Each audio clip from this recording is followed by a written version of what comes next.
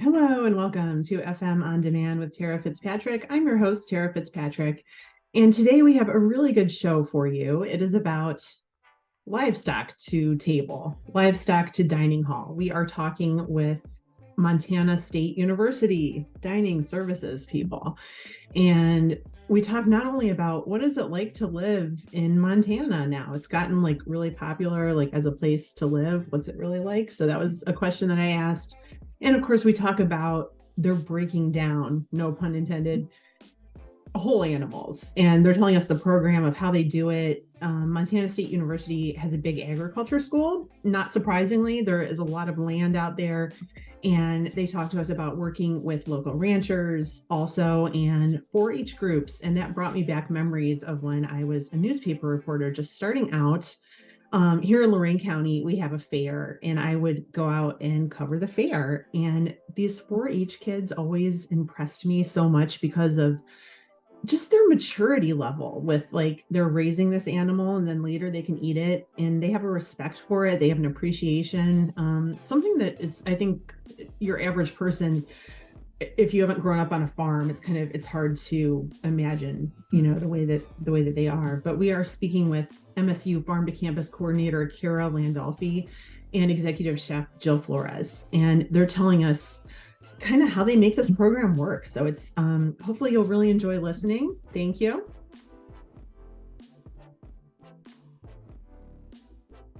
Kara and Jill, thank you for being here. Yeah, thanks for having us. Absolutely. And we are going to be talking about lamb, some other farm animals too. And I wondered if you could tell us a little bit about the history of Montana State University. And I don't know, it's officially an agriculture school? I just wanted to get a little background on that. Yeah, so the university started out as an ag college. And as the years have grown through, they've added more colleges, and right now the main college is the College of Engineering, but the Ag College is still really important here in Montana and on campus. And we're also the land grant college in our state. Cool. And there's a lot of land in Montana. Pretty big state over here. It is large. Absolutely. So I wanted to see, working with dining seems like a natural fit with animals, with meat that can nourish us. So did the College of Agriculture there, did they always work with dining, or was this kind of a new development? Well, our college here is 130 years old. And so I would say that going way back in time, that my assumptions and beliefs are that we were getting some products directly from our college here and then our surrounding farmers and ranchers. Yeah. As time has developed, obviously, past, things have moved towards a more commercial market. But I would say the last decade and a half, we've made a really strong effort to try and invest a lot more money into our local economy here with local food products. And some of that is reinvigorating some of those relationships that are new to our scene. And some of those partnerships are directly with our College of Agriculture, again, with the current programs that we have in place. Cool. And there's a lot of benefits to this of sourcing whole animals, which includes cost savings, quality control, and the relationships that you kind of just mentioned. I wondered if you could talk about sort of the plus sides of it, like what is so good about it? One of my favorite things about it is that, particularly with our process of being able to go to the local fairs and buying some 4-H pigs and once in a while a goat, is that a lot of times the kids that we're buying the animals from will be freshmen in the dining halls in the fall. And so Cool. and it kind of is, bringing it back home that we bought their animal, they're going to school here, and they'll be able to eat, the animal that they had raised through the year there at school. Yeah. And I'm always so impressed. 4-H kids are okay with that. The animal it had a name, they cared about it, they cared for it. And when I worked for a local newspaper here in Ohio, we would cover the county fair, and a lot of reporters didn't want to go. It was like an assignment, like, oh, I don't want to go to the fair. It's hot, but I loved it. I loved And the biggest impression that I had was talking to those 4-H kids and how mature they are, how different they are from city kids, I guess, where they know where their food comes from and they're cool with it. They're really, I don't know, those 4-H kids, they're something else. Yeah, I think what's really interesting is that obviously a lot of students that enroll in the College of Ag or that are in the 4-H programs or FFA programs, a lot of them come from ranching and farming backgrounds, but not necessarily all of them, especially some of the students that are getting to college ag or age, they are enrolling and more interested in food and they're wanting to get into production. And Okay. so one of the great benefits that I see here is that there's that educational component because we are on college grounds that Right. we get to bring some of those students into our classroom of the kitchen and they get to see and learn how to raise animals, whether it's steers or lambs or goats or pigs, and they get the foundations of how to actually like grow the animals, but then we get to bring them into our premises and we get to show them our kitchens and how we're breaking things down and how we're cooking things to put out for service for a large scale food service. And so they're getting to see the end product of what they're producing too, which I think is really beneficial because oftentimes they're looking at it from a production standpoint. But then once you become the service component, we're looking at it from a marbling standpoint or how dry something is, how tough something is.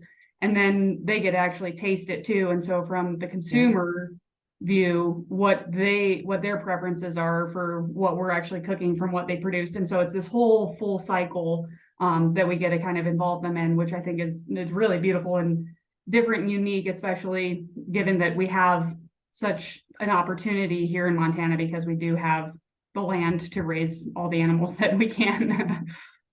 Yeah, that's so interesting. I wonder if you could talk more about how you make a whole animal fit into the campus dining menu cycle, because you kind of touched on that a little bit. It's bigger volume for you guys. You're serving a lot of meals.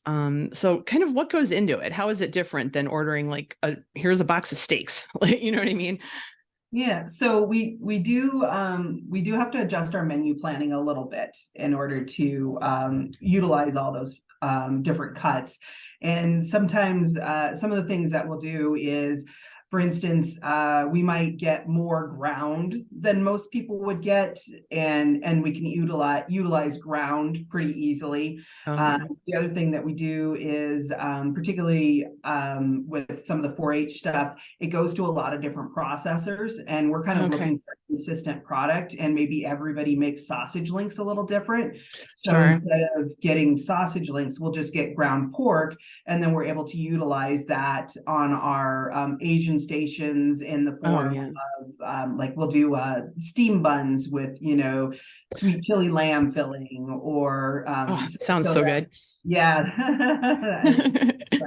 And then the other things that we might do is because we do such large volume, it's harder for us to lay bacon out one piece at a time, or different processors might have their bacons will vary. So instead of getting the bacon cured, we'll just get the pork bellies, and then we'll do like a sticky pork belly topping on something.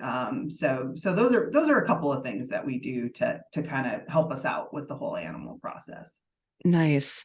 There's something about the flavor of lamb, and I know I'm focusing on lamb. I feel like it really is my favorite protein. And when you mention ground, like a lamb burger is so good, and it's so surprising, and it tastes so different than, I mean, it's weird how different it tastes, and it's so delicious. And I don't know if people say gamey, like if that's gamey, then I guess I like that. I don't know. Like, how would you guys describe like the flavor of lamb? Well, I feel like there's two very distinctive like categories of lamb, and so American lamb I think is more approachable to most folks and doesn't have that as strong flavor. But it's funny that you mentioned the lamb burgers, because when we first reintroduced lamb into the dining halls, because nobody was eating lamb, that it wasn't desirable, and so we started with lamb sliders at our late night program, and they went like crazy, and then we just started introducing more and more lamb. into the menu, and we try to make it very approachable. So like the lamb sliders or lamb meatballs, or things that people are lamb on pizza, things people are more likely to try, and then they're more willing to try like a roasted leg of lamb or a lamb chop. So Right. Jill has some award-winning lamb curries that are just to die for too. That's one of my favorites. Oh, that sounds so good. There was a lamb competition that she entered and won a lamb curry, and it was just so delicious. Very cool. And there's so many different kind of curries. What kind was it? Tell me a little more. It was a butternut squash curry. So it was lamb with butternut squash, and then it was yellow curry that we had done on it. So nice. Yeah, there's so many different things you can do. Lamb really does kind of lend itself to Asian applications too. You mentioned a couple like with the steam buns, and there was something really good at PF Chang's. I don't know if you guys have that in Montana, but just it's like a chain Chinese restaurant. They had this thing, I don't think they have it anymore, but it was called wok seared lamb. And that was just the most delicious thing. And me and my friend Jenny would always get that every time. It was like one of those things where like, don't even show me the menu. I know what I want. So that was, yeah, it is definitely delicious. So working with the two departments together, like it sounds like you guys have that like pretty streamlined, pretty smooth. Like they'll tell you like, we've got this coming in, and you're like, well, we could use this, and the other. Yeah, generally speaking, we have a couple different programs that we kind of categorize things into. And so with our beef program, partnering with the College of Agriculture, they have a class that's called Steer a Year. So the students enroll in the course and they learn how to raise steers. Ranchers from throughout mostly the state of Montana will donate a steer, and then they will eventually get back genetic information. They'll get feed information for their weight conversions for how much feed to weight that they're putting on. They'll get carcass grading information. Oh, that's cool. And so there's a benefit to the rancher providing a steer to the university, but the students help raise those. Generally, we have about 30 a year that we get to have brought in the summer. And Jill and her team of chefs will work with a local processor to break the animals down into the cuts that we need for our menus. Jill kind of mentioned it before that some of those cuts will serve out in one service period. And so off of those 30 steers, we might use all of the flank steaks for one lunch service. But then other cuts or other components, whether it's like a top round, bottom round, or maybe ground beef, that might be utilized in a month to 3 months, depending on how often something's menued, or they may need to specifically try and put a special together for ossobuco for all of the like shanks and things like that. Ooh, ossobuco. That is, wow, what a classic. And it has to simmer for so long. And yeah, I don't know if I've ever really had ossobuco. I mean, I know what it is, but oh yeah, come up to Montana to the dining halls, you'll get a taste. For sure. Yeah. Are you guys both originally from Montana? We are. Yep. Yeah. Very cool. And now it's becoming like the cool place to live. My cousin Marley, she had been living in New York City, Brooklyn, and during the pandemic, she and her entire family moved to Montana. I think her partner, he's originally from Montana, so they knew about it, but like all of a sudden it's become the cool place. Do you think it's because of like Yellowstone, or like people are just getting so excited about Montana? Like, what do you guys think? Are too many people going to move in there? It could happen. There is a lot of room though. There's a lot of land. Yeah. So there's definitely been a large influx of folks into Montana lately. A lot of people have, like, when we're traveling for conferences and stuff, a lot of people have like, oh, have you seen the show Yellowstone? And I don't watch it. It's too slow. I tried to. Many people have told me that they like to watch it, but it's so slow. Like it moves really, I guess crazy things happen, and then there's Kevin Costner is just saying like, this is my land and I'm going to fight for it. And I thought that the show was about the national park. So I was like, how does he think that's his land? Like, isn't that all of our land? So, but then it turns out his ranch is called that. So that was the confusion. I feel like maybe when people mention stuff about Yellowstone, the show, it doesn't really represent what's the reality out here. So yeah, hopefully not as much drama. For sure. Cool. Yeah. So I wanted to see like any future plans or things that you guys are excited about happening soon. I'm excited about a few years ago, we did some honeybee hives. And Nice. so this year we're getting ready to start that program up again. So I'm super excited about that, being able to do that. And we're working with our registered dietitian on campus and seeing if we can do some educational pieces too for our students in the dining hall.